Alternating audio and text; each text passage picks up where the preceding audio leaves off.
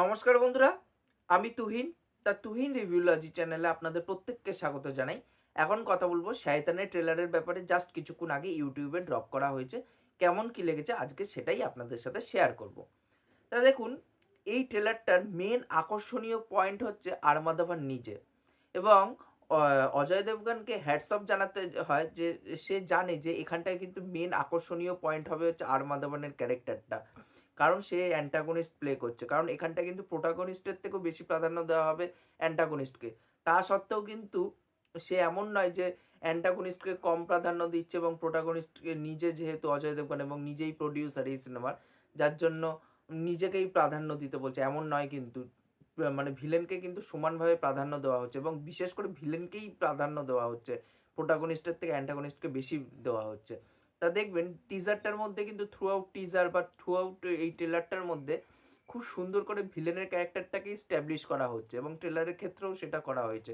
এবং আর মাধবন জাস্ট ফাটিয়ে দিয়েছে, এই ক্যারেক্টার জাস্ট ফাটিয়ে দিয়েছে। ব্রিথ ইনটু দ্য শ্যাডোজ বলে একটা কাজ আছে অ্যামাজন প্রাইমে, যখন অ্যামাজন প্রাইম নতুন নতুন এসেছিল ইন্ডিয়াতে, তখনকার কাজ ছিল। যদি না দেখে থাকেন ওই কাজটাও দেখতে পারেন। ওইখানটা আরমাদাবানের যেরকম অভিনয় ছিল সেই ভাইবসটা কিন্তু এইখানটায় পাচ্ছি এই ট্রেলারের মধ্যে। এবং আরমাদাবান জাস্ট মানে ঢুকছে, সবাইকে খেয়ে ফেলছে এমন অবস্থা হচ্ছে। এবং তার যে ওই ইভিলিশ হাসিটা ব্যাপক।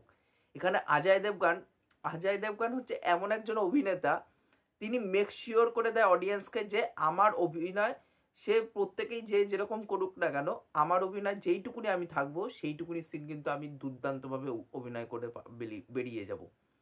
কারণ অজয় দেবগন একজন এমন অভিনেতা, তিনি কিন্তু চোখ দিয়ে পুরো অভিনয়টা করে দিতে পারে। তাকে আমার খুবই সুন্দর লেগেছে এই ট্রেলারের মধ্যে।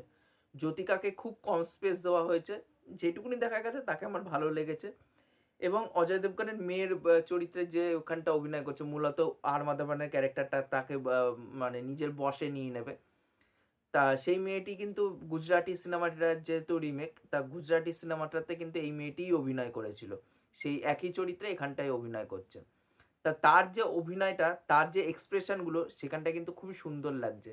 আমার তাকেও কিন্তু খুব সুন্দর লাগছে। এবং ট্রেলারের মধ্যে একটা জায়গা আছে, যখন মেয়েটি ওই গ্যাস সিলিন্ডারটার উপরে বসবে এবং গ্যাস সিলিন্ডারটা অন করে দেবে, ওই জায়গার যে তার মুখের যে এক্সপ্রেশন দুর্দান্ত লাগে। এবং এখানটায় আরমাদাবান তাকে যে বশ করে নিচ্ছে, সেই জায়গায় এক্সপ্রেশনগুলোও কিন্তু খুব সুন্দর লাগছে।